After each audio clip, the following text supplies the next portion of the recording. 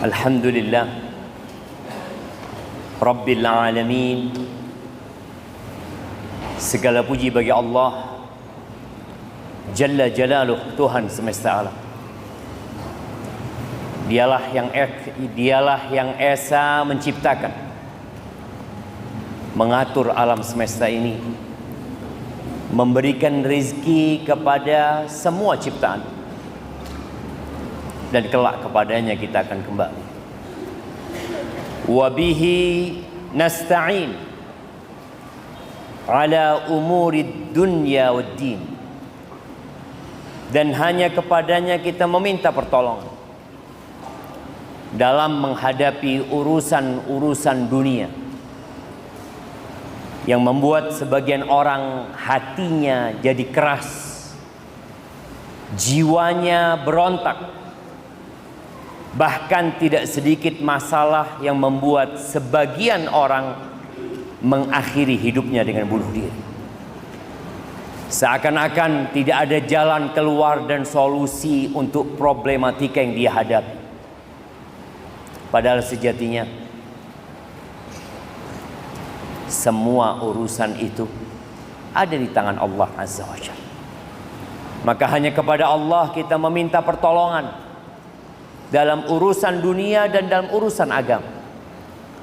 Seringkali kita yang dahulu semangat menuntut ilmu, yang dahulu tekun sholat malam, menghatamkan Al-Quran, ya mungkin sebulan yang lalu ketika bulan Ramadan kita melihat semangat yang membara, membuat kita seakan-akan mau meninggalkan dunia ini.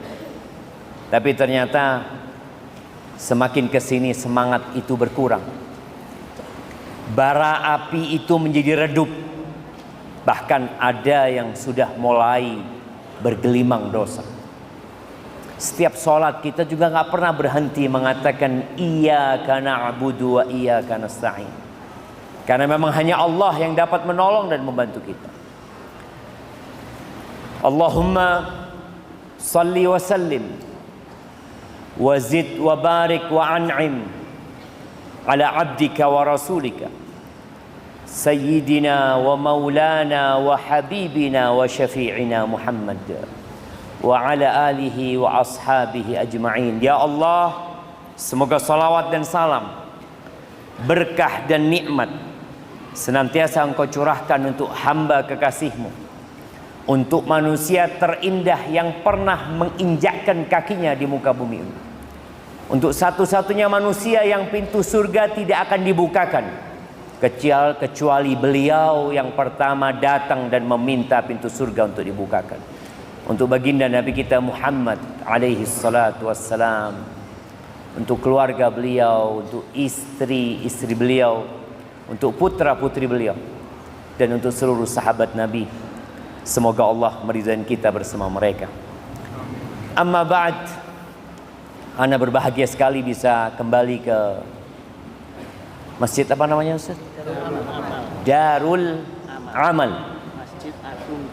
Masjid Agung Darul Amal ya. Entah berapa tahun yang lalu ana sampai sini.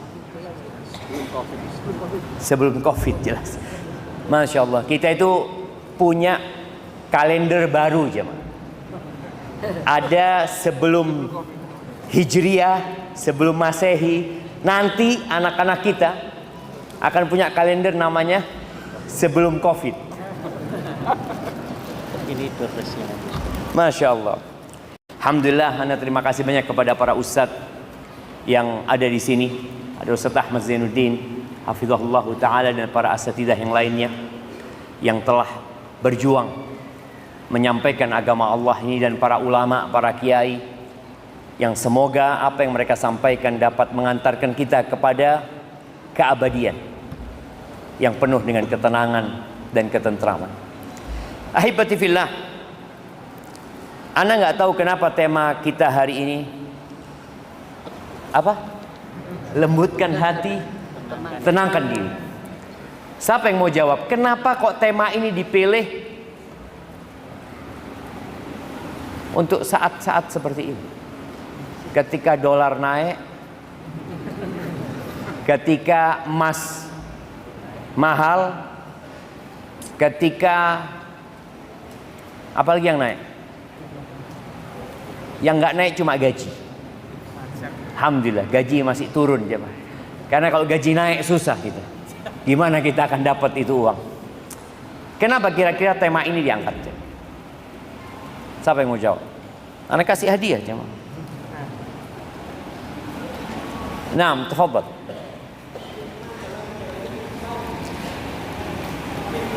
Lebih tenang dalam menjalani kehidupan. Karena sekarang banyak yang nggak tenang gitu. Masya Allah. Ya, antum dikasih payung karena lagi musim hujan.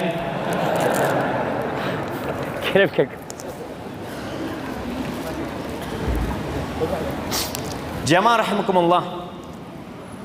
Dunia secara global dan negeri kita yang kita cintai sedang mengalami masalah yang sangat besar sekali.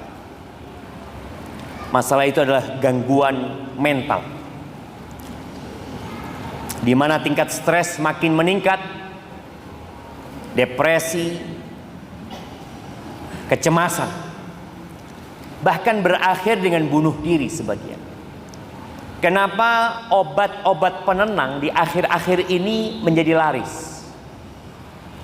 Bahkan orang-orang terkenal pun mengkonsumsi obat terlarang itu. Yang mereka inginkan adalah mendapatkan ketenangan. Mereka capek dan lelah dengan beban hidup ini. Studi menunjukkan. Jadi sekarang kalau antum mau tanya studi penelitian tentang gangguan mental ini, enggak apa-apa. Dia enggak salah. Dia anak-anak Bapak. Nah, dia ayahnya mana? Enggak salah juga. Dapat padu. Iya, kalau antum mencari tentang gangguan mental ini, ternyata di negeri kita di Indonesia 1 dari 3 remaja, 1 dari 3 remaja itu mengalami masalah kesehatan mental. Remaja ya, yang mereka adalah harapan masa depan negeri ini. Kita tahu yang tua-tua akan mati, yang setengah tua juga akan mati. Siapa yang akan melanjutkan? Yang remaja-remaja, yang saat ini mereka memiliki banyak sarana hiburan, namun ternyata hiburan itu tidak membuat mereka tenang jiwanya, lembut hatinya. Dan 1 dari 10 orang Indonesia, kalau tadi remaja 1 dari 3, kalau dari keseluruhan penduduk negeri ini 1 dari 10 itu mengalami gangguan mental. Tapi masalahnya di mana gitu loh. Padahal kalau kita bandingkan sarana hiburan yang dimiliki oleh orang-orang tua kita dengan sarana yang dirasakan oleh anak-anak kita, ya tidak berbanding lurus, jomplang jemaah. Dulu kalau bicara hiburan umum masyarakat, mereka itu nonton TV. Ketika TV masih hitam putih. Anak ingat di masyarakat itu, biasanya kalau hari Ahad dulu, mereka kumpul di rumah salah satu warga yang punya TV. Nonton bareng-bareng hitam putih. Seahad sekali. Bayangin. Selesai. Ketika anak SD, kita nggak pernah sibuk nonton TV. Kenapa? Karena TV-nya cuma TVRI. Dan kita dipaksa oleh sekolah untuk nonton TV. Siapa yang ingat? Ada paksaan dari sekolah nonton TV. Apa paksaannya? Nah? Oh enggak. Ini tiap pekan kadang-kadang ada tugas dari sekolah nonton TV. Apa? Dunia dalam berita, kasih hadiahnya. Nah, kasih madu buat aku. Dunia dalam berita. Jadi kita itu suruh nyatet berita, laporan, padahal kita sudah ngantuk. Karena kalau nggak salah jam berapa? Jam 9. Jam 9 ndak ono arek tangi jam 09.00. Turu kan? Tidur mereka. Karena anak-anak pada waktu itu sibuk dengan hiburan fisik. Ya, kita ngaji di langgar. Sebelum ngaji main dulu ya. Kadang-kala ndak ngaji juga. Main terus sampai habis isya. Habis isya nggak langsung pulang ke rumah. Itu masih ada dulu namanya benteng-bentengan. Tahu? Masih ada sekarang? Nggak ada sekarang. Itu kita kan kalau kena dipukul punggungnya ya. Kita main pakai tiang listrik ya. Allahu Akbar. Tapi ternyata orang-orang pada saat itu bahagia. Tenang hati. Mereka tidur enak. Sehat. Fisiknya sehat. Jiwanya nggak terganggu. Kenapa di masa sekarang ini ketika hiburan itu ada di tangan. Setelah TV hitam putih dulu ada bioskop. Bioskop pada tutup. Sekarang orang itu mau hiburan di tangan. Bahkan dia bisa nonton 24 jam segala macam tonton. Tapi ternyata itu menjadi penyebab gangguan mental. Transportasi. Dulu kita kemana-mana jalan kaki. Yang punya sepeda motor itu cuma orang kaya. Kita kalau ngeliat orang naik sepeda motor tuh, ya Allah ya, seneng gitu. Anak kalau jalan-jalan, ya sudah, 7 kilo jalan kaki. Pulang kadang-kala capek naik ojek. Tapi mau naik ojek itu mikir aja, ya Allah, duit eman-eman gitu ya. Akhirnya kita naik ojek. Sekarang anak-anak SD naik motor listrik. Anak SD. Artinya secara fisik 10 tahun ke depan bermasalah dengan fisik dia. Di saat dia harus tumbuh kembang dengan aktivitas melatih organ tubuhnya, nggak ada. Waktu anak SD. Anak punya anak, anakmu nggak boleh. Dia kelas 4, mau naik kelas 4. Anakmu enggak. Itu fulan, kelas 2 sudah naik motor listrik. Iya, jangan. Naik sepeda aja. Tapi dia ngelihat orang-orang naik motor, kepingin dia. Karena dia merasa di situ ada kenyamanan. Padahal di situ ada penderitaan. Ya, sebagian kita tidak merasa. Untuk menenangkan jiwa kadangkala perlu olah fisik. Supaya kita capek dan lelah. Para sahabat Nabi umur 15 tahun ikut perang. Sekarang umur 25 tahun perang, Ustaz. Di mana perangnya? Di tangannya. Wah, miring kanan, miring kiri. Wallah jangan. Dia hidup di dunia yang tidak nyata. Itulah yang menyebabkan hati itu jadi keras. Jiwa itu jadi tidak tenang.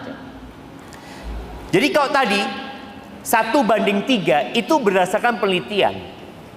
Tapi boleh jadi ada yang tidak termasuk dalam penelitian tersebut. Lebih besar dari itu orang-orang yang sakit jiwanya. Dulu yang namanya bullying itu sudah ada sejak kita SD. Sejak anak di pondok itu bullying sudah ada. Tahun 90-an itu. Tapi karena anak-anaknya itu hatinya kuat, nggak ada masalah. Dianggap itu hal yang lumrah. Sekarang enggak. Tadi generasinya generasi stroberi. Kena panas sedikit, layu dia. Kegencet, remek. Ahibati fillah. Disebutkan bahwa di Indonesia ini ada keterbatasan layanan berkaitan dengan orang-orang yang terkena gangguan mental. Jumlah psikiater dan psikolog klinis di Indonesia ini masih jauh dari standar WHO. 1:30.000. 1 banding berapa? 30.000. Gimana satu orang ini mau ngurusin orang 30.000? Maka disinilah peran para ustadz, peran para orang tua. Bagaimana dia menjadikan hati anak-anaknya lembut, dan bagaimana membuat keluarga ini penuh dengan ketenangan. Ahibati fillah, apa sih yang membuat orang itu hatinya keras dan jiwanya tidak tenang? Maka yang pertama, banyak orang yang tak kenal dengan Tuhan. Iya, dia mengatakan asyhadu an la ilaha illallah, tapi dia nggak tahu siapa itu Allah. Dia nggak tahu Allahu Akbar yang dia ucapkan namanya berulang kali. Ini buat orang yang sholat. Bagaimana dengan orang yang tidak sholat? Harapan anak ada penelitian yang diadakan nanti untuk meneliti berapa persen umat Islam yang tidak sholat. Tapi nanti diteliti lagi berapa persen jumlah umat Islam yang tidak ke masjid kecuali Jumat. Di situ kita akan tahu kenapa orang-orang itu stres, kenapa orang-orang itu cemas hidupnya. Dia nggak kenal sama Tuhan. Dia nggak kenal dengan pemilik alam semesta ini. Negeri ini bukan milik Pak Prabowo. Semua tahu. Sebelum Pak Prabowo, presiden kita Bapak Jokowi. Sebelum Bapak Jokowi, siapa presiden kita? Bapak SBY. Terus pemimpin itu berganti, tapi pemilik bumi ini tidak pernah berganti. Qul huwallahu ahad. Katakan Allah itu esa. Maka tatkala seorang kenal dengan pemilik alam semesta ini, mulai dia akan tenang. Dia nggak bingung. Oh, aku tahu pemiliknya ini siapa. Ketika antum mau beli rumah, dijual rumah ini, antum tertarik sama rumah itu. Ketika antum tidak tahu dengan pemiliknya, maka antum bingung. Ana mau beli sama siapa? Ana mau tanya sama siapa? Makanya kadang-kala di depan rumah itu dikasih tulisan dijual tanpa perantara. Oh, iki sing duwe. Enak kita, karena kita transaksi langsung dengan pemilik. Ketika kita tahu siapa pemilik alam semesta ini, kita tahu siapa yang menurunkan hujan dan siapa yang menumbuhkan tumbuh-tumbuhan. Kita tahu siapa yang menyembuhkan penyakit, siapa yang membuat bumi ini bergetar, dan siapa yang membuat tsunami itu terjadi. Kita jadi tenang karena kita tahu pemiliknya satu, Allah Jalla Jalaluhu. Yang kedua yang membuat orang itu tidak tenang, karena dia nggak tahu dengan tujuan dia hidup. Kenapa dia hidup?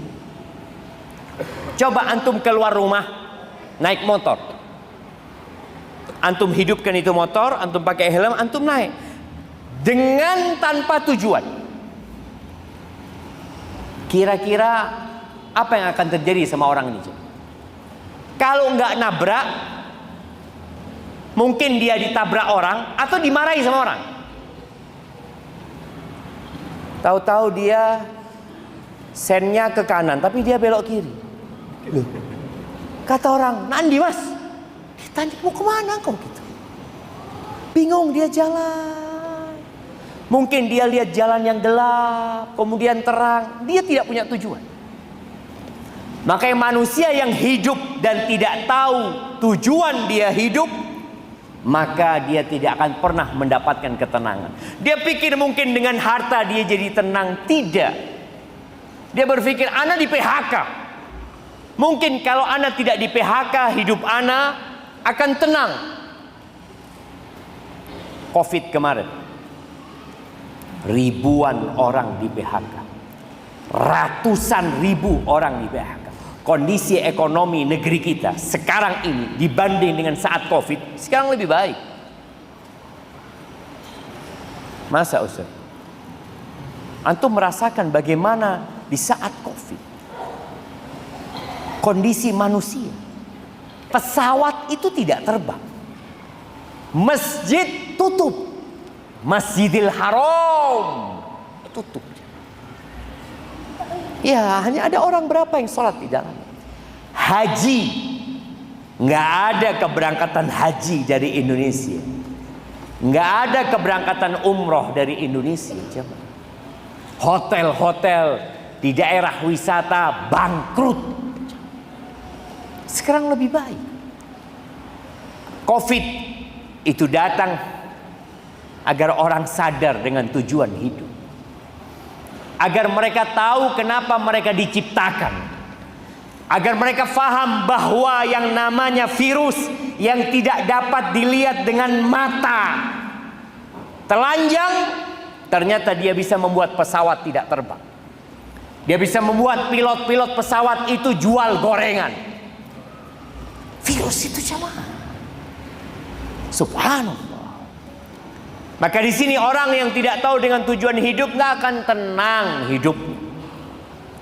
Yang ketiga, orang yang tidak faham jalan apa yang harus ditempuh dalam rangka mengenal Tuhannya, maka dia juga nggak akan tenang. Berapa banyak orang yang salah dalam mengenal Tuhan, dalam mendekatkan diri kepada Sang Pencipta. Dia tersesat, ya dia nggak akan tenang. Orang tersesat adalah orang yang cemas, karena dia takut tidak sampai ke tujuan. Dia takut kalau tujuan nggak sampai, dia juga nggak bisa kembali. Dia takut binasa di tempat itu. Ahibati fillah, untuk masalah yang pertama, mengenal Allah Azza wa Jalla.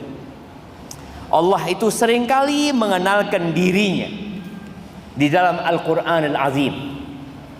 Allah mengenalkan dirinya dengan ayat-ayat yang kita baca dan dengan ayat-ayat yang Dia ciptakan. Orang yang mau memahami tentang ayat-ayat itu, maka dia akan merasa tenang. Ketika dalam kondisi susah, dia tahu yang ngasih rezeki aku itu Allah. Ketika dia sakit parah, kemudian dokter mengatakan angkat tangan semuanya, dia yakin dari awal ketika aku berobat, aku tahu yang menyembuhkan aku adalah Allah Azza wa Jalla. Maka bagaimana Nabi Ibrahim ketika mengenalkan Allah kepada kaumnya, di antara yang beliau ucapkan, wa idza maridtu fahuwa yashfin. Kalau aku sakit, dia yang menyembuhkan aku. Ahibati fillah, tadi imam kita salat maghrib membaca, nah di rakaat pertama baca apa tadi? Nah, Al-Baqarah. Kalau baca Al-Baqarah, ya nggak selesai kita kajian sekarang. Apa yang dibaca sama imam? Iya, suratnya surat Al-Baqarah. Ayatnya 6.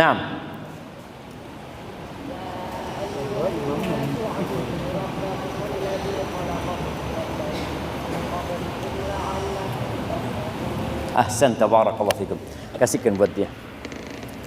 Iya, Allah mengatakan ya ayuhan nas. Ini perintah pertama dalam Al-Quran. Kalau antum membaca Al-Quran, awal perintah dalam Al-Quran adalah surat Al-Baqarah ayat 21 insyaallah ya. Allah mengatakan ya ayuhan nas. Wahai umat manusia, u'budu rabbakumul ladzi khalaqakum walladzina min qablikum. Beribadahlah kalian, sembahlah Tuhan kalian yang menciptakan kalian. yang menciptakan kita dan menciptakan orang-orang sebelum kita. Bapak kita siapa yang menciptakan? Allah Azza wa Jalla. Mbah kita Allah. Mbah-mbah kita Allah. Agar kalian bertakwa kepada Allah Azza wa Jalla, agar mencapai tingkat takwa. Ketika orang bertakwa, selesai urusan. Dia akan mendapatkan semua kebahagiaan dunia dan akhirat. Surga itu kata Allah, uiddat lil muttaqin. Disediakan untuk orang-orang yang bertakwa. Tapi kemudian Allah mengenalkan dirinya. Alladzi ja'ala lakumul arda firasha was samaa'a binaa'a wa anzala minas samaa'i ma'an fa akhraja bihi minas thamarati rizqan lakum fala taj'alu lillahi andada wa antum ta'lamun. Engkau sembahlah Allah gitu loh. Siapa Allah itu? Dia yang menjadikan bumi ini hamparan sebagai tempat yang layak untuk kehidupan. Dan dia menjadikan atap buat bumi ini langit. Kita lihat ya, langit itu tidak bertepian. Kita lihat kalau malam hari bintang-bintang menghiasi langit Allah Azza wa Jalla. Siapa yang menciptakan itu semua? Allah Azza wa Jalla. Sebagian orang menyembah matahari, ada yang menyembah rembulan, ada yang mengabdi kepada planet-planet. Ada mungkin yang berpikir pemberi rizki itu adalah lautan. Allah yang menciptakan semua itu. Allah yang menurunkan dari langit itu, dari awan itu air. Kemudian Allah yang menumbuhkan tumbuh-tumbuhan. Ketika orang kenal sama Allah, dia akan tenang. Beda dengan manusia yang Tuhannya banyak, yang sesembahannya banyak. Makanya Nabi Ibrahim alaihissalam ketika menghancurkan berhala-berhala yang disembah oleh kaumnya, kemudian satu berhala paling besar tetap dikasih kapak di situ. Nabi Ibrahim disidang, ditanya Nabi Ibrahim, "A'anta fa'alta hadza bi alihatina ya Ibrahim?" Wahai Ibrahim, apakah engkau yang melakukan ini kepada Tuhan-Tuhan kami? Kata Ibrahim, "Bal fa'alahu kabiruhum hadza." Aku yang menghancurkan. Yang menghancurkan itu yang paling besar. Tuh. Kalian enggak percaya kan? Fas'aluhum, tanyakan kepada yang hancur itu. In kanu yantiqun, kalau mereka bisa bicara. Kata mereka, "Loh gimana sih Ibrahim? Masa suruh ngomong sama patung?" Loh, kata Ibrahim, kalian sembah itu patung. Kalian minta sama itu patung, padahal dia nggak bisa memberikan manfaat. Ngomong aja nggak bisa. Tapi itulah, orang kau nggak kenal sama Tuhan, batu disembah sama dia, jemaah. Maka Allah mengatakan, "Fala taj'alu lillahi andada wa antum ta'lamun." Jangan pernah kalian menjadikan sekutu-sekutu bagi Allah, sedangkan kalian tahu bahwa sekutu-sekutu itu tidak menciptakan apa-apa gitu. Tidak bisa berbuat apa-apa. Ahibati fillah, ada satu ayat yang kita baca dalam sehari ya minimal 6 kali.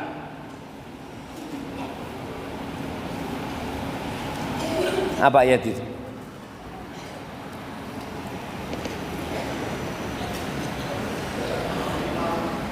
Al-Ikhlas. Cuma 6 kali antum baca, kurang berarti antum. Enggak, bukan Al-Ikhlas.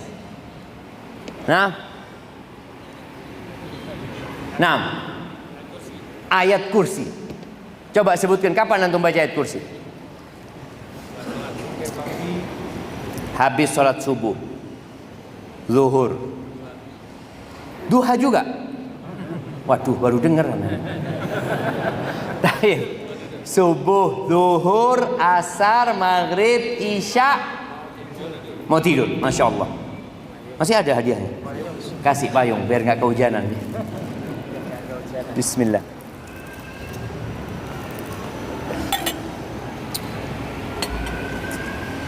Ahibati fillah, ayat kursi ini ayat yang paling agung. Jadi dari semua ayat-ayat Al-Quran yang paling agung adalah ayat kursi. Ayat kursi ini ada 10 kalimat.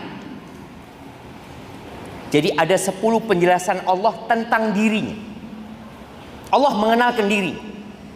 Kita disuruh kenal Allah. Kita baca waktu pagi. Allahu la ilaha illa huwal hayyul qayyum sampai selesai.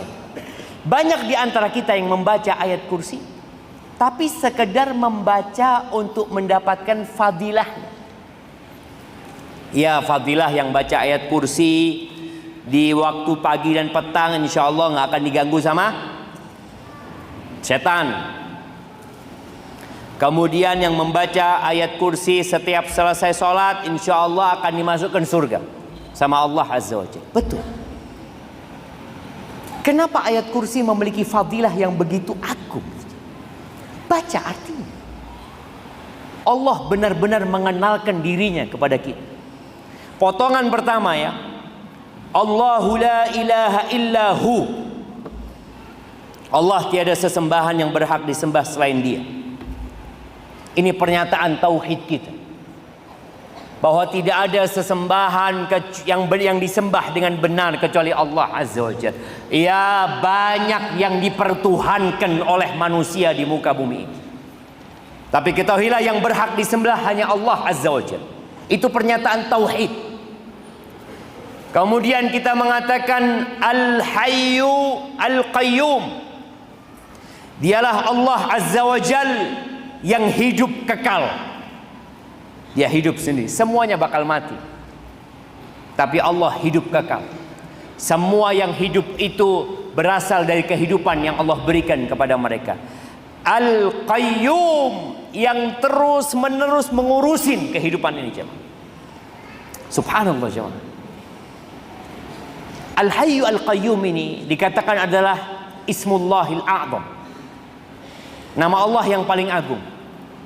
Sampai sebagian ulama seperti As-Sa'di menyebutkan bahwa semua nama-nama Allah yang lainnya itu akan bermuara ke Al-Hayyu Al-Qayyum.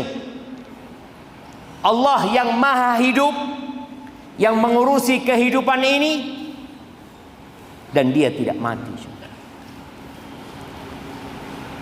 Makanya dakwatul makrub ya, orang kalau sedang susah panggillah nama Allah, ya Hayyu ya Qayyum bi rahmatika astaghith. Panggil ya Hayy, wahai yang maha hidup, ya Qayyum, wahai yang mengurusi kehidupan ini, dengan rahmatmu aku meminta pertolongan. Kemudian la ta'khudhuhu sinatu wala naum. Dia tidak mengantuk dan tidak tidur. Allah mengawasi kita selalu. Antum pernah melihat ada tulisan di beberapa tempat itu, tempat ini diawasi oleh CCTV berapa jam? 24 jam. Anda melihat di satu pondok jemaah tulisan itu. Ana cari mana CCTV-nya ya. Dah ono CCTV. Rusak CCTV. Nah, dan yang ngawasi CCTV boleh jadi dia rusak, boleh jadi satpamnya ngawasi juga tertidur, dan boleh jadi satpam itu mati dan CCTV itu dicuri. Tapi Allah akan terus mengawasi. Kayaknya waktu anak habis sih mah. Kita akan azan untuk melaksanakan salat Isya. Insyaallah kita lanjutkan setelah salat Isya ya. Hadza wa sallallahu ala nabiyyina Muhammad wa ala alihi washabbihi wasallam. Alhamdulillah.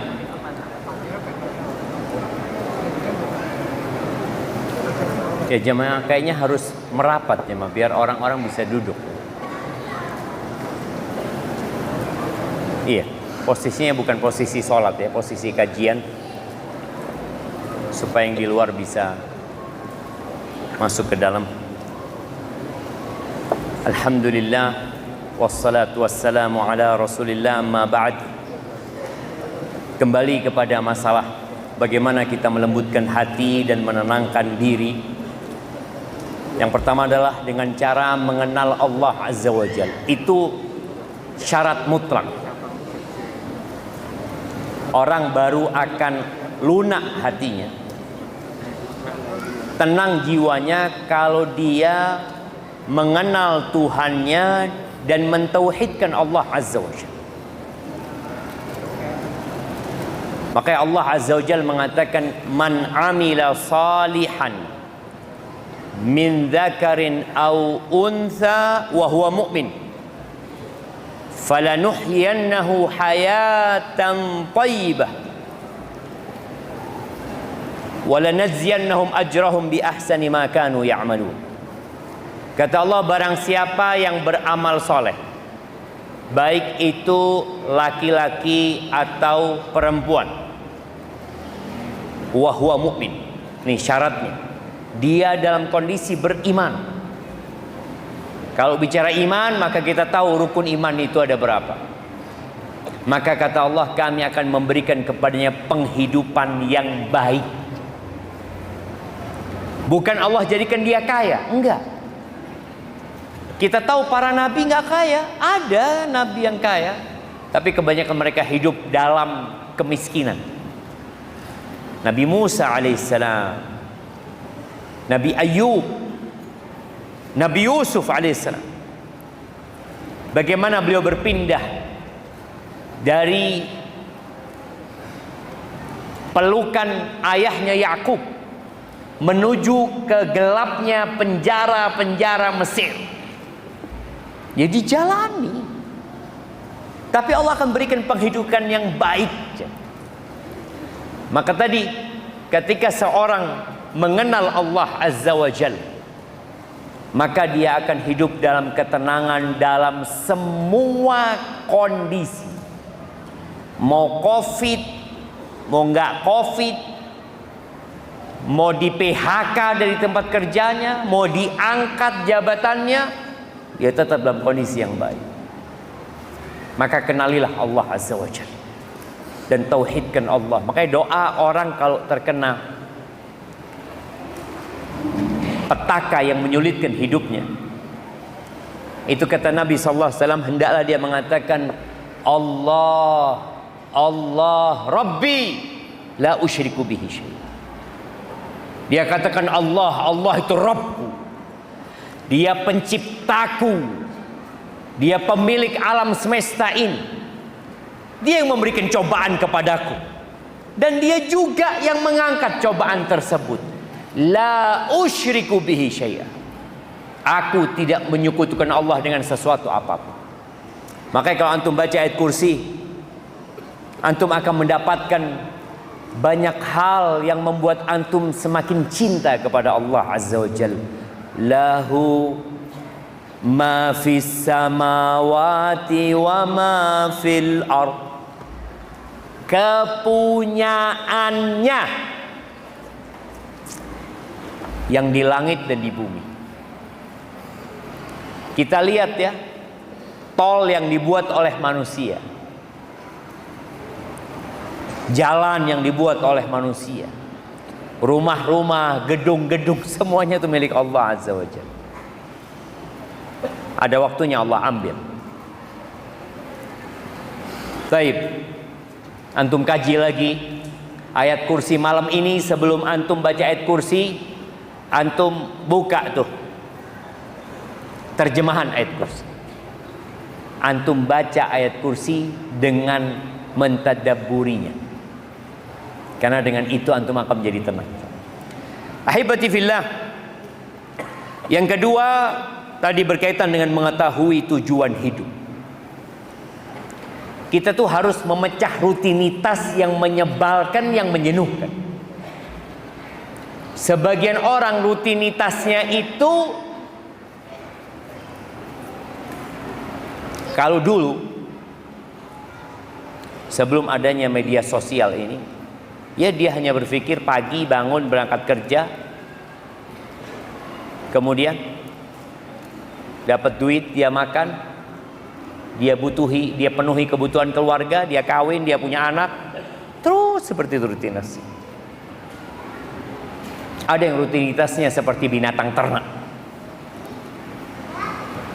Sekarang bangun tidur ngapain? Buka HP, scrolling, ini lihat apa nggak tahu, tiap hari ya. Subhanallah jemaah. Ternyata video-video pendek itu bahaya sekali, membuat otak kita tumpul. Makanya banyak orang kalau dengarkan kajian panjang, kalau online ya, berapa menit kira-kira dia tonton kajian panjangnya? Waktu masa Covid ya mah, Masya Allah, kan kajian online, pakai Zoom dulu, pakai Skype, Google Meeting apalah. Itu kan ana bisa melihat yang nonton ana kajian. Kadang-kala ana lihat yang nonton itu pakai celana pendek ya. Tahu-tahu ditinggal ana sama dia. Oh ternyata dia ambil mie goreng. Dia nonton sambil makan mie goreng. Ya alhamdulillah masih dengarkan kajian, Itu di masa Covid ya. Karena memang nggak bisa datang ke masjid. Tapi ternyata semakin kesini orang semakin kecanduan dengan online. Nggak apa-apa sih dimanfaatkan. Tapi di online itu disediakan video-video pendek. Ya mungkin di TikTok ada, di IG ada, di YouTube juga ada ya, yang pendek-pendek itu. Akhirnya manusia nggak bisa konsentrasi panjang, tumpul akalnya dia. Baca buku enggak, mungkin baca buku 2 menit udah capek. Baca Quran Ramadan aja. Ada bapak-bapak yang kalau tanggal 29 Sya'ban tanya sama istrinya, "Dek, mana Quranku?" Loh, kata istrinya, "Sudah saya wakafkan ke Masjid Jami." Karena tidak pernah dibaca Qurannya. Seorang yang mengetahui tujuan hidup, dia akan terlepas dari rutinitas itu. Ana ingat dengan satu orang jemaah,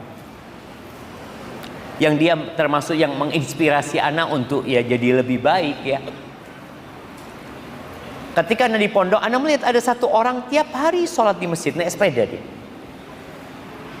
Di saat waktu itu sholat berjamaah di masjid masih sepi. Ya tahun 90-an. Antum kalau lihat masjid tahun 90-an itu isinya siapa? Imam sama muadzin. Orang tua nggak semuanya cuma imam sama muadzin. Ya adalah orang tua yang sadar. Anda melihat dia ini rajin ke masjid di saat nggak ada orang kampung yang ke masjid. Isinya masjid cuma anak-anak pesantren.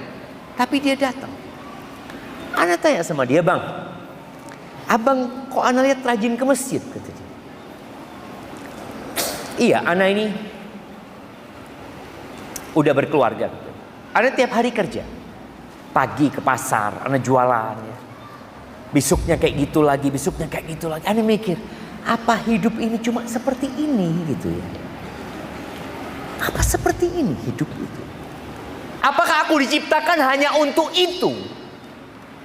Untuk cari makan, kemudian dibuang jadi kotoran, kemudian besok pagi kerja lagi. Dapat duit ditumpuk.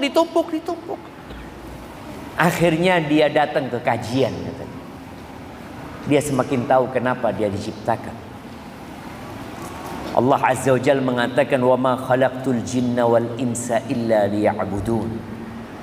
Tidaklah aku ciptakan bangsa jin dan manusia kecuali untuk mengabdi kepadaku, untuk beribadah kepadaku. Gunung yang menjulang tinggi, lautan yang penuh dengan ikan, binatang-binatang Allah ciptakan semua untuk manusia. Dan manusia diciptakan untuk mengabdi kepada Tuhannya. Ketika kita faham dengan tujuan hidup kita, maka kita akan sadar jemaah. Kita akan tenang hidupnya. Oh, aku itu diciptakan untuk itu. Dia bekerja, dia buka usaha, dia menikah, dia punya anak. Dia tahu dengan tujuan hidup. Semua itu hanya sarana. Tujuannya adalah mengabdi kepada Allah Azza wa Jalla. Dia akan mati meninggalkan dunia ini. Semua yang dia miliki akan kembali kepada pemiliknya yang hakiki. Maka jangan sampai kita bertujuan dalam hidup ini untuk dunia. Dunia ini bukan tempat tinggal. Masya Allah, anak baru baca di pojok sana, dilarang tidur. Jadi kalau antum lihat teman antum tidur, bangunin. Karena dilarang tidur. Jamaah, antum udah kenal dengan yang di kanan kiri antum? Ana mau tes dulu ya. Ana mau tes. Yang pakai baju coklat. Antum kenal sama yang kiri antum? Belum? Ya Allah, kenalan dulu. Yang lainnya kenalan semuanya. Kenalan sama yang kanan, ketanya namanya, dari mana, apa profesinya. Baru ana lanjutkan kajian. Ya Allah. Mama juga di atas ya. Mama di atas saling bertanya. Tadi imam kita di maghrib itu membaca surat Al-Hujurat. Innamal mu'minuna ikhwah. Orang-orang beriman itu saudara jemaah.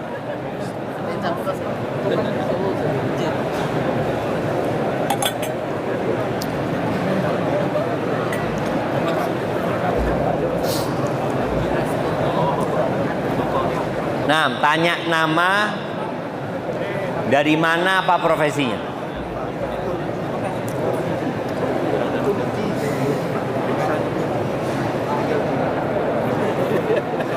Iya, yang pakai baju antum. Udah kenal sama yang kanan antum? Nggak kenal? Salaman lah. Masih udah kenal. Lu mosok harus disuruh sama ustadznya baru kenalan jamaah. Terlalu antum ini jamaah. Bayangkan ya, ketika antum berjumpa sama saudara antum, ini kalau tahu sama tujuan hidup, antum tidak akan menyia-nyiakan salaman sama saudara antum. Kata Nabi alaihi salatu wassalam, ma min muslimaini yaltaqiyani fayatasafahani illa tahad dhunubuhuma kama tahad tawaraqus syajar. Tidaklah dua orang yang beriman yang berjumpa kemudian mereka berjabatan tangan. Berjumpa, berjabatan tangan, apa yang akan dia dapatkan? Dosa-dosanya akan gugur seperti bergugurannya daun dari pohon di musim kering. Tadi boleh jadi antum nggak tahu tujuan hidup, jadi mensia-siakan salaman sama saudaranya. Emangnya antum salaman sama saudara antum bid'ah? Bid'ah salaman. Apa aja bid'ah? Ketika berjumpa itu sunnah bersalaman.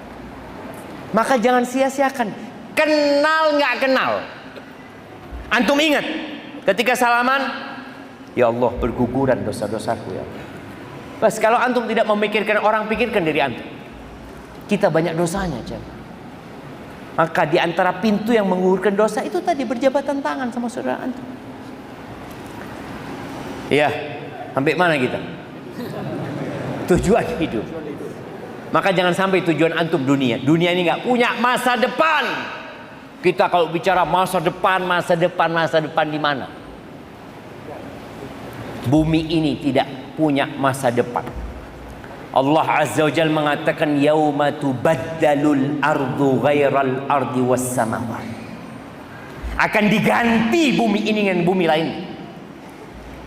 Gunung-gunung itu akan hilang dari muka bumi ini. Nggak akan ada tanda sedikit pun punya antum. Oh, saya dulu pernah tinggal di sini. Oh, itu dulu tuh. Itu toko saya dulu. Nggak ada.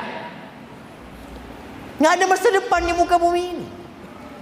Maka jangan sampai antum ambisinya dunia. Itulah yang menyebabkan orang stres. depresi. Datang ke kuburan, antum lihat. Antum lihat tuh kuburan, ya Allah. Ini masa depan saya. Orang akhirnya berpikir bagaimana memanfaatkan orang-orang kaya ini supaya duitnya keluar. Ditawarkan kuburan yang VVIP, mahal, bagus, tidak ada. Engkau jadi bangkai. Emangnya kalau di VVIP itu nggak jadi bangkai? Enggak, Ustaz. Kalau di sana tetap, Ustaz. Mati jadi bangkai gitu aja. Maka tadi nggak ada. Oleh karena itu Rasul sallallahu alaihi wasallam mengatakan, "Man kanatid dunya hammahu, ja'alallahu faqrahu baina 'ainaihi wa shattata 'alaihi syamlah wa lam ya'tihi minad dunya illa ma qaddara lahu." Barang siapa yang dunia menjadi ambisinya, maka Allah akan bikin orang itu stres, depresi, hidup dalam kecemasan. Allah akan jadikan kemiskinan di antara kedua matanya. Takut, bingung, gimana ini. Itu hukuman karena ambisi dia dunia. Urusannya Allah cerai beraikan. Tadi dia nggak bisa menikmatin hidup ini, nggak bisa tenang dia. Salat di masjid nggak bisa. Ketika dikumandangkan hayya 'alas shalah. Nih kita dekat alun-alun ya. Di alun-alun dengar nggak orang hayya 'alas shalah? Dengar nggak? Kok nggak kesini? Nggak denger berarti. Nggak denger dia. Antum tahu orang kalau sibuk dengan sesuatu nggak denger. Dia sibuk dengan dunia. Kalau ada orang main handphone ya, istrinya manggil dia, Mas, nggak dengar. Karena dia fokus dengan dunia dia. Allah cerai beraikan urusan. Sampai dia lupa dengan yang bermanfaat untuk diri. Padahal dunia ini sudah ditulis takdirnya. Rizkimu sudah ditulis. Gak perlu kau capek-capek, lelah-lelah. Gak penting itu stres. Emangnya kalau stres pulusnya tambah banyak? Enggak. Maka sampai dikatakan alal aqil an la yaghtam. Fa innal ghamma la yanfa. Orang yang berakal sehat itu nggak seharusnya dia itu galau hidup, cemas, nggak. Kenapa? Fa innal ghamma la yanfa. Galau itu nggak ada manfaatnya. Emangnya ketika antum galau, alhamdulillah sejak anak galau, Ustaz, rekening anak nambah terus fulusnya. Boleh antum galau. Baik. Jadi fahami tujuan hidup kita dan cari tahu jalan menuju kepada Allah dan mewujudkan tujuan hidup kita. Allah utus Rasul sallallahu alaihi wasallam yang menunjukin kita, wa innaka latahdi ila siratil mustaqim. Beliau memberikan petunjuk kepada jalan yang lurus. Itu jalan menuju kepada Allah azza wa jalla. Maka kita perlu mengikuti Nabi alaihi salatu wassalam. Kalau ingin hatinya tidak keras, kalau ingin jiwanya tenang.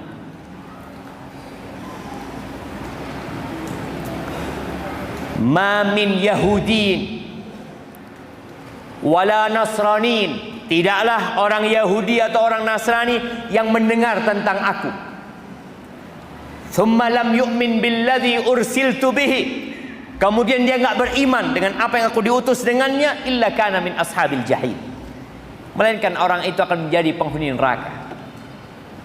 Jadi setelah diutusnya Nabi Muhammad alaihi salatu wassalam, jalan satu-satunya menuju ketenangan jiwa, kelembutan hati, menuju kepada keabadian hakiki, itu cuma jalannya Nabi Muhammad sallallahu alaihi wasallam.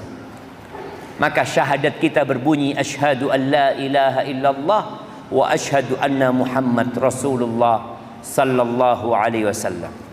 Beliau mengajarkan kepada kita banyak hal agar hidup kita tenang. Di antara yang beliau ajarkan adalah membaca Al-Quran dengan mentadabburinya. Antum sering dengar mungkin ada ungkapan tombo ati itu ada 5. Iya, ada banyak sebenarnya. Tapi di antaranya adalah 5 perkara tadi. Yang pertama adalah qiraatul Quran bitadabbur. Membaca Al-Quran dengan mentadabburinya. Usahakan antum punya kebiasaan baik sekarang. Tiap hari baca Quran 1 halaman sama artinya.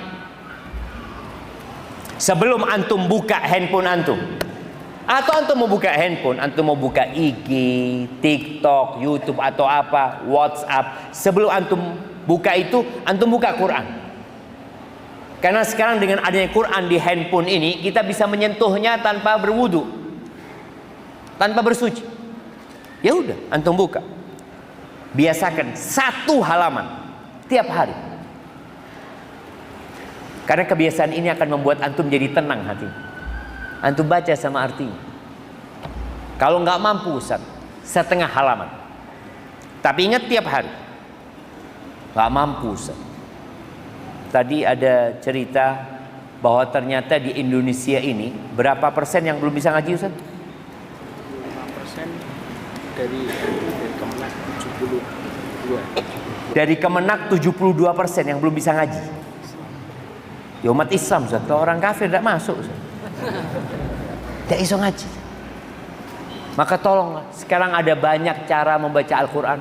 Gimana Ustaz kalau anak nggak bisa baca Quran, baca artinya, baca tafsir. Tapi nanti antum belajar baca Quran. Yang kedua, wa khala'ul batn. Jangan sibuk wisata kuliner. Ini termasuk yang menenangkan jiwa jemaah. Dulu orang itu malas keluar rumah. Kalau mau ke warung apa, aduh capek, ini udahlah makan yang ada di rumah gitu kan. Sekarang dikirim ke rumah.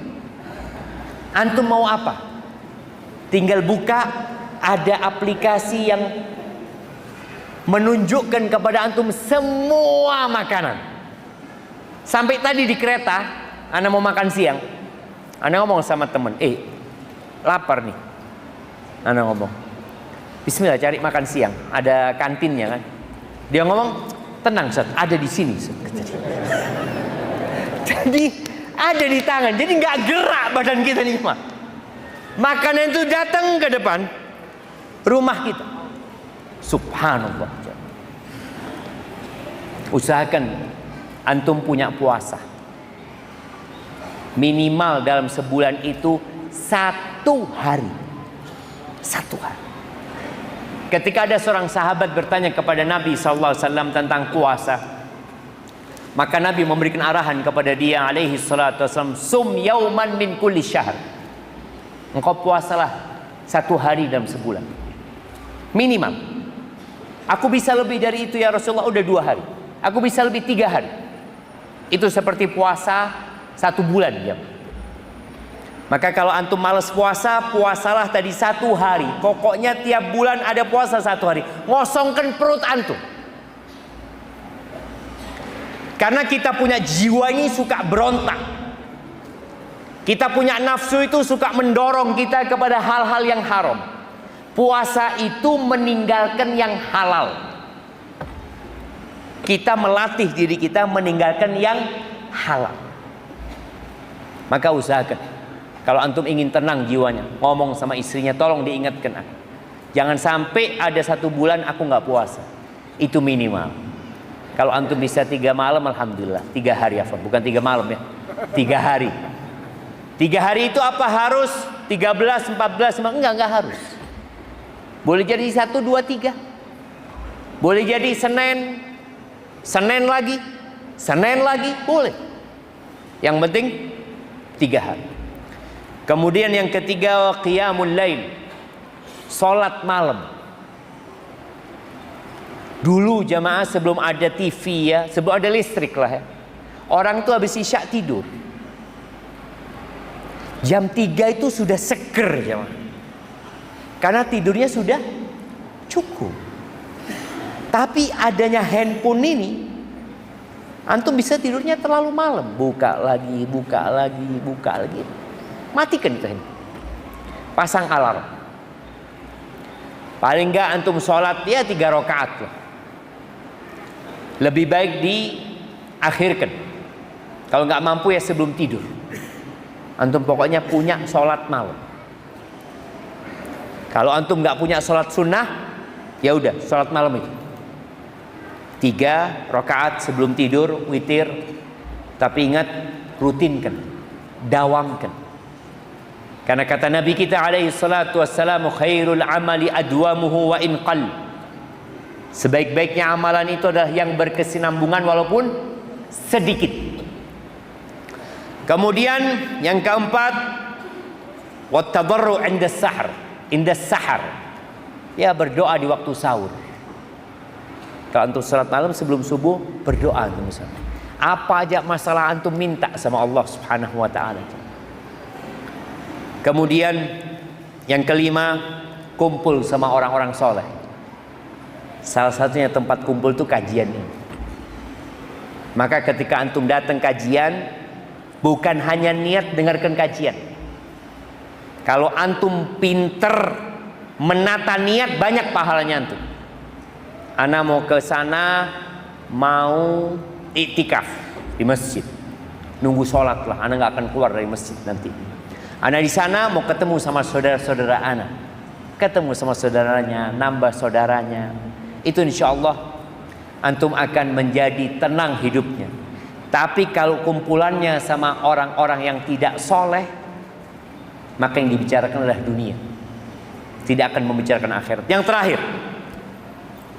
kalau antum gak mampu semua tadi yang disebutkan, Nabi alaihissalatu wasallam pernah berpesan kepada seorang sahabat. Dia mengatakan, ya Rasulullah, inna syara'i al-islami qad kathurat alayya. Ya Rasulullah, syariat Islam ini sudah banyak buat aku gitu loh. Suruh ini, ada perintah ini, ada larangan ini. Coba kasih aku amalan yang aku bisa berpegang teguh dengan, aku bisa istiqomah gitu, nggak berat gitu loh. Apa pesan Nabi SAW? Siapa yang tahu? Nah, ya. Zikrullah, Masya Allah, kirimkan. Iya, bukan zikrullah sembarangan jam. Kata Nabi alaihi salatu wassalam, la yazalu lisanuka ratban bidzikrillah. Lisanmu ini bikin basah dengan berzikir. Jadi zikir itu dengan lisan ya. Tentunya hati mengikuti. Tapi lisan, bukan orang diem. Saya sedang berzikir. Berzikir gimana? Zikir dengan lisan. Jaga lisan. Dan kata Allah Azza wa Jalla, alladzina amanu wa tatma'innu qulubuhum bi dzikrillah. Ala bi dzikrillah tatma'innul qulub. Hati menjadi tenang itu dengan zikrullah. Mengingat dunia, mengingat manusia, mengingat harta hanya akan membuat kita cemas dan menderita. Tapi mengingat Allah, selesai. Kita punya Allah yang maha besar, yang kalau dia hendak memberikan kepada kita sesuatu, dia tinggal mengatakan kun fayakun. Tapi itu yang dapat Anda sampaikan. Mungkin kita masuk ke sesi tanya jawab. Nah, bagi jemaah yang bertanya silakan. Baik, saya. Sebelum melanjutkan ke pertanyaan, ada beberapa informasi di antaranya terkait dengan mobil yang mengalami menghalangi mobil Ustaz. Mohon maaf bagi disampaikan untuk bisa menggunakannya, yaitu mobil Nissan X-Trail dengan nomor polisi H1357MK. Sekali lagi, mobil Nissan X-Trail dengan nomor H1357MK untuk bisa digunakan kakinya. Mohon maaf, mereka menghalangi Ustaz. Jadi pada saat nanti mau pakai kepala jalan mau di sini. Baik, silakan pertanyaan jawab. Saya Pak. Lagi ini sampai. Iya, sampai. Oh, yang lain bareng. Oh, nggak perlu pakai mic? itu mic-nya sudah. Oh. Assalamualaikum warahmatullahi wabarakatuh. Waalaikumsalam warahmatullahi wabarakatuh. Terima kasih. Nama saya Yanto, asal dari Tengaran. Dari mana? Tengaran. Oh, Tengaran. Barakallahu fikum. Terima kasih. Yang ingin saya sampaikan mau tanyakan tidak dari tadi kami tentang sholat yang 40 hari berturut-turut, bisakah selamanya atau minim seumur hidup sekali? Ini yang tercantum dalam hadis itu menjadi makmum tidak ketinggalan takbiratul ula dari imam. Itu kalau jadi imam boleh atau tidak. Kemudian yang nomor 2, kalau keselangan istilahnya pemasukan kita safar melaksanakannya dengan jamaah itu bisa apa tidak? Terima kasih. Assalamualaikum warahmatullahi wabarakatuh. Waalaikumsalam warahmatullahi wabarakatuh. Naam, ahibati fillah, ini berkaitan dengan tujuan hidup sebenarnya. Kita itu disuruh berlomba-lomba memecah rutinitas kita untuk menjadi yang terbaik. Allah Azza wa Jalla mengatakan, wasari'u ila maghfiratin min rabbikum wa jannatin 'arduha as-samawati wal ard u'iddat lil muttaqin. Kata Allah Azza wa Jalla, bersegeralah kalian menuju keampunan Allah Azza wa Jalla dan menuju surganya yang luasnya seluas langit dan bumi, yang dipersiapkan untuk orang-orang yang bertakwa. Di antara amalan yang dengannya kita dihapuskan dosa, kita dikasih stempel cap bebas dari 2 perkara. Dari yang pertama kemunafikan, dan dari api neraka. Apa amalannya? Salat selama 40 hari. Man shalla arba'ina yauman. Jadi hadisnya ini ada 2. Karena sekarang musim haji ya. Jemaah haji itu kenal juga dengan namanya salat arba'in. Di Madinah biasanya mereka salat selama 8 hari berturut-turut. Ada salat man shalla arba'ina salatan. Barang siapa yang salat 40 salat di Masjid Nabawi, maka dia akan mendapatkan vonis bebas dari kemunafikan dan dari api neraka. Hadisnya ada yang mensahihkan hadis itu sebenarnya, tapi rata-rata ulama mendhaifkan hadis. Maka kita lihat jemaah haji nggak ada masalah, dia sholat 40 sholat di Masjid Nabawi supaya ketika pulang dia lebih rajin lagi sholat berjamaah. Yang sahih yang berkaitan dengan 40 hari, dia sholat berjamaah, yudriku takbiratul ihram ma'al imam. Dia mendapatkan takbiratul ihramnya imam. Maka kutibat lahu bara'atan, bara'atun minan nifaq wa bara'atun minan nar. Dia akan ditulis bebas dari api neraka, bebas dari kemunafikan. Pertanyaannya, yang pertama, bagaimana kalau imam? Pertanyaan pertama beliau sebutkan tadi, apakah itu cukup dalam seumur hidup sekali? Ya mudah-mudahan. Tapi jangan kemudian dia cuma mengejar 40, habis itu nggak ke masjid lagi. Wis mari. Karena sejatinya itu adalah pelatihan bagaimana orang memakmurkan masjid. Maka di antara para ulama, kalau nggak salah Sa'id ibn al-Musayyib ibn Hazm, dia mengatakan mundu 20 sana, sejak 20 tahun aku sholat nggak pernah melihat tengkuknya orang di Masjid Nabawi itu. Di shaf pertama terus sholat. Oh sama Ustaz, ana di kampung ana sholat shaf pertama terus Ustaz, 5 waktu itu. Karena shafnya cuma 1, nggak ada. Jadi nggak pernah lengkap shaf pertama itu. Walaupun masbuk tetap shaf pertama. Kan ada masjid-masjid yang kayak gitu. Enggak, ini menunjukkan beliau 20 tahunnya. Jadi ketika kita bisa melaksanakan ini sekali dalam seumur hidup, insya Allah kita dapat. Tapi bukan berarti kemudian kita nggak sholat di masjid lagi. Karena kejadian dengan beberapa jemaah haji yang di Madinah ya, dia kadang-kala di Madinah 9 hari. Jadi kalau 9 hari dapat berapa sholat? 45. Ketika dia sudah selesai 40 sholat, dia nggak ke masjid. Ditanya, Bapak kok nggak ke masjid? Alhamdulillah Ustaz, sudah selesai. Sudah 40 sholat saya. Enggak, maka lanjutkan. Tapi usahakan 40 hari ini memang nggak putus ya.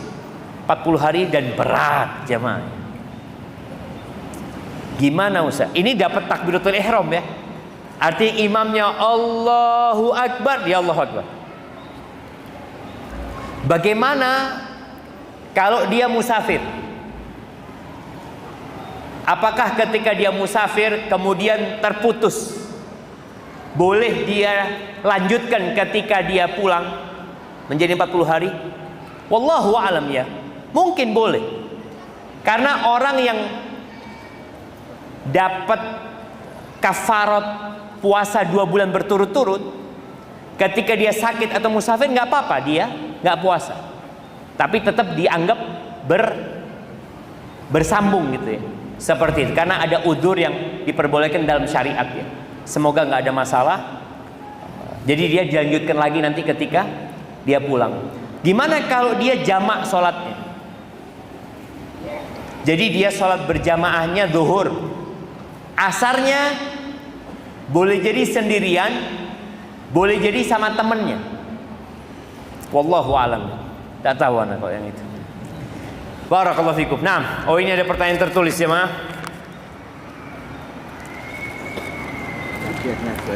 Oh, buat yang tanya kita kasih hadiah. Barakallahu fikum.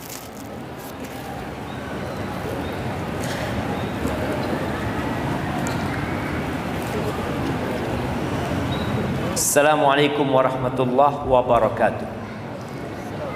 Semoga Ustadz selalu dalam lindungan Allah. Ustadz, ana dulu lulusan skala 1 pondok sunnah, dan ana dulu seorang penghafal Al-Quran. Tapi setelah lulus, ana pelaku maksiat, dan ana telah melakukan dosa besar, bukan syirik Ustadz. Apa hati ana bisa kembali lunak Ustaz? Apakah Al-Quran yang ana hafal menjadi musuh ana di hari akhir nanti? Apa yang harus ana lakukan Ustaz? Barakallahu fikum. Jamaah, hidayah itu mahal. Dan standar orang baik itu adalah tatkala dia mati. Nabi SAW mengatakan innamal a'malu bil khawatim. Amalan itu tergantung penutupnya. Kita semua tahu dengan Umar bin Khattab sebelum dia masuk Islam, penjahat. Dia menyakiti para sahabat Nabi, bahkan niat untuk membunuh Rasul sallallahu alaihi wasallam. Tapi bagaimana kemudian dia menjadi orang yang dijamin masuk surga?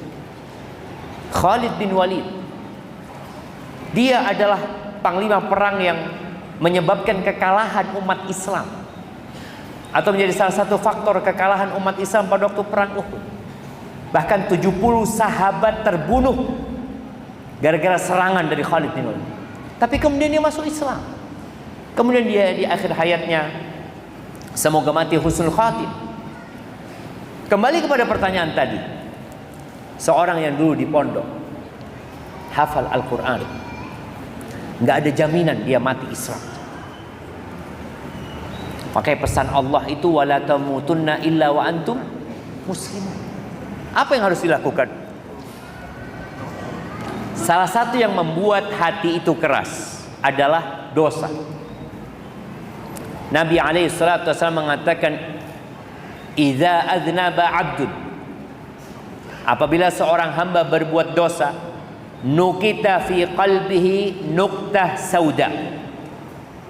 Apabila seorang hamba berbuat dosa, maka akan dikasih noktah hitam di dalam hati.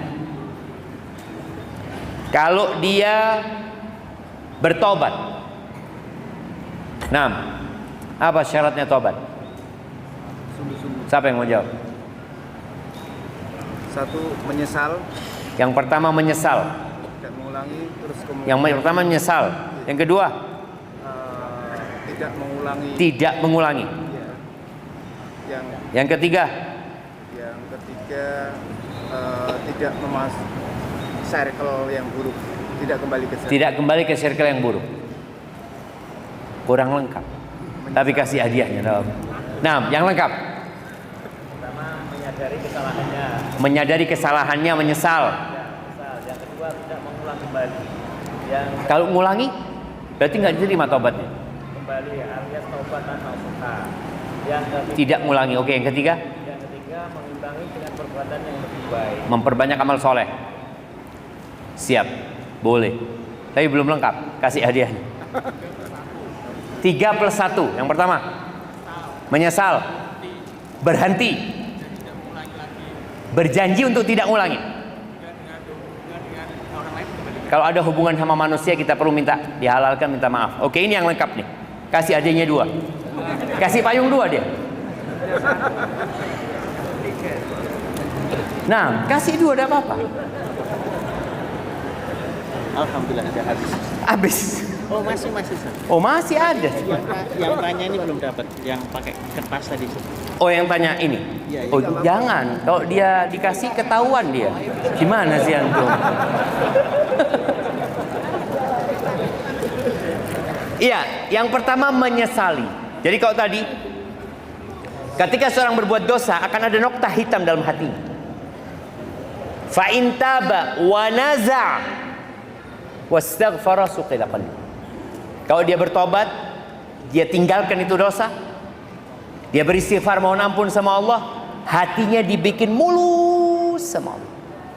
Tapi kalau dia kembali berbuat dosa, nggak bertobat kepada Allah, maka tambah tuh noktah hitam. Syaratnya tobat itu tadi menyesali, yang kedua meninggalkan dosa itu. Karena ada orang menyesal tapi tetap dengan dosanya. Seperti orang yang kalah main judi online. Nyesal nggak dia? Nyesal, ya Allah, kalah. Nyesal, ya menyesal lah gimana? Besok ulangi. Nggak ada dia meninggalkan, dia tetap melakukan. Jadi menyesali, meninggalkan dosa itu. Yang ketiga, bertekad untuk tidak mengulangi. Bukan tidak mengulangi. Kenapa? Karena biasanya manusia akan mengulangi. Tapi dia harus berjanji, aku tidak akan ulangi. Gimana kalau besok dia ngulangi? Apabila hari ini dia bertekad untuk tidak mengulangi, maka tobatnya insya Allah diterima. Kalau besok dia ngulangi, ya tobat lagi dia. Tobat lagi. Kemudian tadi, kalau ada hubungannya sama manusia, dia perlu minta dihalalkan. Maka kalau pertanyaan tadi, bisakah hati antum lembut kembali? Bisa. Tapi dengan cara tadi, bertobat kepada Allah dengan taubatan nasuha. Di antara penyempurna taubat tadi disebutkan keluar dari circle-nya. Kalau mungkin dia punya kawan-kawan buruk, tinggalkan. Karena ada orang yang jadi jahat bukan karena keinginan dia, tapi karena kawan-kawan dia yang mengajak dia berbuat jahat. Maka berusaha antum untuk kembali kepada lingkungan yang baik. Kemudian kalau bicara Quran antum, apakah akan menjadi musuh buat antum? Boleh jadi kalau antum gak bertobat. Karena Nabi SAW mengatakan wal Qur'anu hujjatun laka au alaik. Quran itu adalah pembela buat engkau pada hari kiamat atau jadi penuntutmu pada hari kiamat. Dia menggugatmu pada hari kiamat. Ahibati fillah, demi Allah, kelezatan berbuat maksiat itu hanya akan menjadi penderitaan. Berbeda dengan kelezatan membaca Al-Quran. Antum akan rasakan orang kalau berbuat dosa itu hatinya gundah, nggak ingin orang lain tahu dengan dosanya. Dan itu yang namanya dosa. Tapi ketika antum membaca Al-Quran, kata Utsman bin Affan radhiyallahu anhu, "Lau tahurat qulubukum ma syabi'at min kalami rabbikum." Kalau hati kalian bersih, kalian nggak akan pernah puas malas baca kalamullah tabaraka wa ta'ala. Itu firmannya Tuhan ya. Maka sayang, antum sudah punya Quran, antum baca lagi. Biasakan dengan tadi, tiap hari baca 1 halaman. Tapi anda masih berbuat dosa, oke. Engkau baca Quran dan berusaha meninggalkan dosa-dosa itu. Insya Allah, Allah itu cinta dengan orang yang taubat. Dan Allah itu gembira dengan orang yang bertobat, walaupun dosanya memenuhi bumi. Kalau manusia, ya kita berbuat salah sama dia sekali, 2 kali, 3 kali, mungkin dia nggak mau kenal kita lagi. Tapi sama Allah, tuh orang yang membunuh 100 orang, Allah ampuni. Dan Allah masukkan ke surga. Itu Allah Rabbul Alamin. Maka kenalilah Allah dan perbanyak istighfar. Semoga Allah bikin hati kita jadi lebih baik lagi. Baik, ini sepertinya pertanyaan terakhir jemaah. Karena waktu anda sampai jam 8 insyaallah. Assalamualaikum Ustaz. Dulu ketika ana masih punya hutang yang mengandung dosa, ana sering tahajud, sering menangis sambil berdoa karena takut dosanya. Alhamdulillah akhirnya selesai juga. Tapi saat ini masih ada rasa tidak tenang. Padahal Allah sudah cukupi semuanya. Rumah, kendaraan, usaha, keluarga yang utuh. Apa masih ada kaitannya dengan dosa sebelumnya Ustaz? Atau ana yang hilang tujuan karena hutang sudah lunas? Mohon sarannya Ustaz. Barakallahu fikum. Nah, ahibati fillah. Manusia itu kadangkala kalau punya maksud, dia jadi baik. Dia bisa menangis memohon kepada Allah Azza wa Jalla. Ketika yang dia inginkan sudah dia dapatkan, udah biasa lagi dia menjalani kehidupan. Ketahuilah ada satu hal yang kita nggak tahu kita selamat atau tidak, yaitu sirat yang berada di atas neraka jahanam. Diceritakan tentang Tawus ya. Anda mendengarkan kajian salah satu masyayikh. Tawus ini punya rumah yang pintunya 2. Ada pintu yang lewat pasar, ada pintu yang lewat jalan. Kalau dia masuk dari pintu yang dari pasar, biasanya dia akan nangis terus. Dicari tahu sama orang, kenapa ya dia kok seperti ini. Ternyata di pintu masuk dari pasar itu ada orang jual kepala kambing bakar. Dia selalu ingat gimana kalau kepala dia yang dibakar misalnya. Karena sudah ada keputusan Allah, final keputusannya. Semua akan lewat neraka. Semuanya. Nggak ada ceritanya orang tahu-tahu di surga. Allah Azza wa Jalla mengatakan, wa in minkum illa wariduha kana ala rabbika hatman maqdiyah. Tidak ada satupun di antara kalian melainkan akan melewatinya. Itu sudah keputusan Allah yang nggak bisa dirubah. Tsumma nunajjil ladzina taqaw. Kemudian kami menyelamatkan orang-orang yang bertakwa. Jadi semua akan melewati neraka, iya. Jadikan akhirat itu tujuan kita yang paling utama. Sehingga kalau tadi kita punya utang, urusan dunia, kita doa ya, minta sama Allah. Tapi ketika tujuan akhirat kita yang hakiki, kita biasa-biasa aja mintanya. Nabi kita alaihi salatu wassalam sholat sampai bengkak kaki. Pernah juga Nabi alaihi salatu wassalam ketika beliau bermalam di rumahnya Aisyah, lagi ngobrol sama Aisyah, Nabi itu ngomong, Aisyah, boleh nggak aku malam ini mau bermunajat sama Tuhan? Ya Allah ya. Tuh Nabi bagaimana menghormati istrinya. Istrinya punya hak. Tapi hari itu, malam itu Nabi SAW sedang ingin bermunajat kepada Allah Azza wa Jalla. Kata Aisyah, ya Rasulullah, aku tuh gak suka berpisah sama engkau, tapi aku suka apa yang kau sukai ya Rasul. Akhirnya Nabi sholat sallallahu alaihi wasallam. Sholat sampai subuh. Disebutkan itu Nabi nangis. Menangis sampai membasahi jenggotnya. Setelah itu basah pangkuannya, basah tanah yang di depannya sallallahu alaihi wasallam. Ketika waktu subuh, Bilal datang mengatakan, ya Rasulullah, udah waktunya sholat. Bilal melihat Nabi alaihi salatu wasallam menangis. Bilal mengatakan, ya Rasulullah, qad ghafarallahu laka ma taqaddama min dzambika wa ma ta'akhkhar. Udah selesai ya Rasulullah. Dosa-dosamu udah diampuni sama Allah, betul. Yang lalu dan yang akan datang. Kenapa engkau masih seperti ini? Itu Nabi alaihi salatu wasallam. Beliau mengatakan, afala akun abdan syakura. Apa enggak seharusnya aku menjadi hamba yang bersyukur kepada Allah azza wa jalla? Di sini kita kadangkala lupa dengan pemberian Allah kepada kita, dengan karunia Allah kepada kita, dan kita berpikir dosa kita udah selesai. Ana dulu punya dosa itu yang urusan riba, sekarang udah enggak. Wallah jamaah, manusia itu terus berbuat dosa. Abu Bakar As-Siddiq radhiyallahu anhu ketika minta doa sama Nabi alaihi salatu wasallam, Abu Bakar dijamin masuk surga. Kalau bicara amalan Abu Bakar jangan ditanya.